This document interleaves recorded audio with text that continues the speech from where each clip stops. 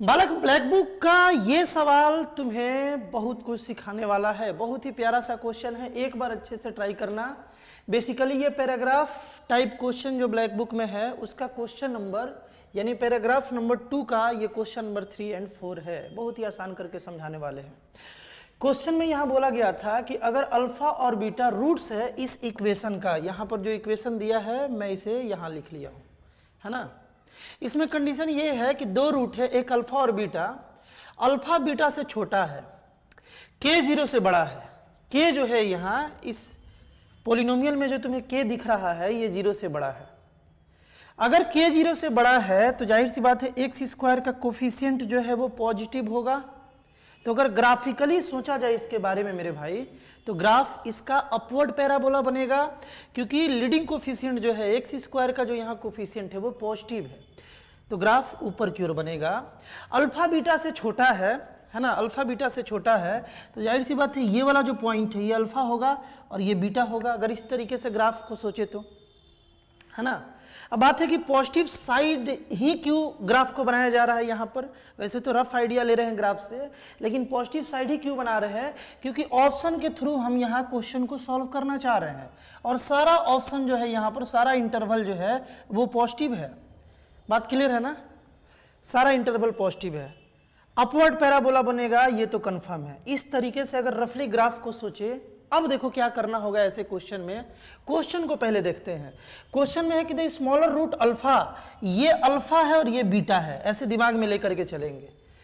तो जो smaller root alpha है, ये वाला जो रूट है ये किस इंटरवल में लाई करेगा हमें ये बताना है। ऐसा क्वेश्चन जब भी दिखे, बिल्कुल सेम पैटर्न पर मेंस में क्वेश्चन बना हुआ है, सेम पैटर्न पर। अगर ऐसा क्वेश्चन दिखे तो सबसे पहले ऑप्शन के थ्रू जाओ, 4 रख करके इस पोलिनोमियल में देखो, इस क्वाड्रेटिक में देखो, 7 रख करके देखो, 10 रख करके देखो और 13 रख करके देखो कि वैल्यू क्या आ रहा है। और जैसे ही ये चारों वैल्यू पुट करोगे, क्वेश्चन के बारे में कंप्लीट आइडिया तुम्हें मिल जाएगा। जैसे फॉर एग्जांपल अगर हम यहाँ 4 रखें, है ना, इसमें हम 4 रखें, मतलब f(4) निकाल रहे हैं। जब हम यहाँ 4 रखें मेरे भाई, तो जाहिर सी बात है एक्स स्क्वायर की जगह पर 4 का स्क्वायर 16 हो जाएगा। यहाँ पर x की जगह 4 रख लेंगे और बाकी इसको इस तरीके से लिखे। इसको सॉल्व करते गए, सबको सॉल्व करते हुए ये 27 के आ गया। अगर k पॉजिटिव है, k अगर पॉजिटिव है, बात को समझना ध्यान से, तो 27 के क्या है, ये भी एक पॉजिटिव है। तो जाहिर सी बात है कि 4 कहीं इधर रहा होगा, 4 कहीं इधर रहा होगा। अगला हम 7 पुट करके देखते हैं। पहले 4 पुट करके देखें, पॉजिटिव वैल्यू आ रहा है। 7 पुट करके यहां देखें मेरे भाई, 7 उसी तरीके से पुट किए, मतलब कि f(7) निकाले, x के प्लेस पर 7 रखे तो यहां 49 बन गया। यहां भी 7 रख दिए, ब्रैकेट को ओपन करके सोल्व किए, ये -9 आ गया। जब हम 4 रखे थे तो ये 0 से बड़ा पॉजिटिव आया था, यानी कि ये जो क्वाड्रेटिक है ये पॉजिटिव वैल्यू दिया था।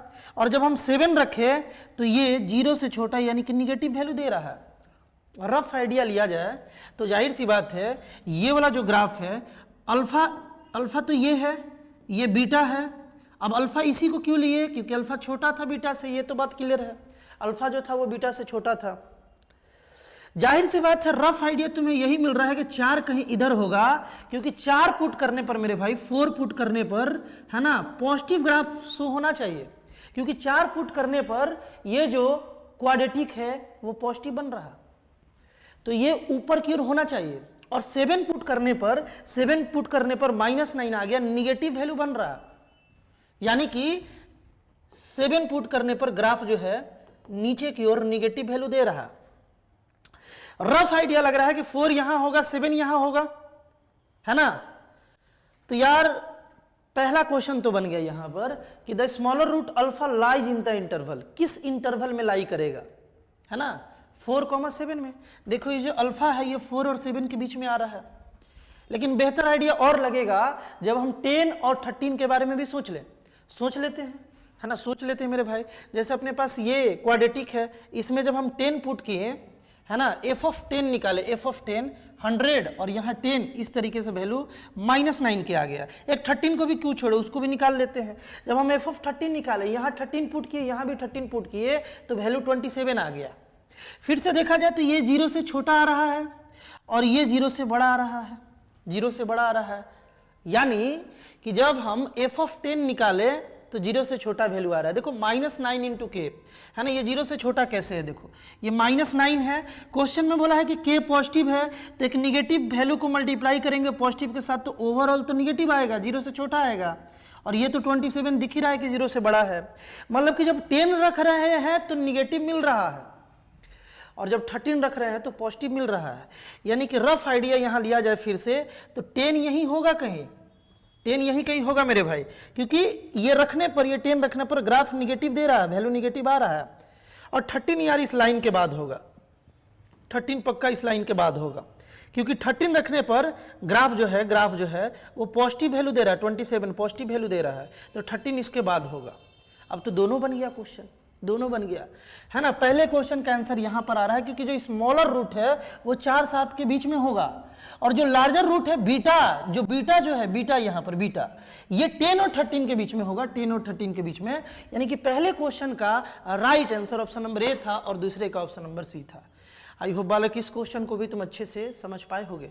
इस टाइप का और भी कंटेंट जो तुम्हारे थिंकिंग एबिलिटी को बढ़ाता है, क्वेश्चन के तरफ बेहतर अप्रोच सिखाता है, जेईई मेंस जेईई एडवांस के सफर को आसान बनाता है बालक, लगातार इस चैनल पर कंटेंट अपलोड हो रहा है, एक बार चैनल को जरूर विजिट करना।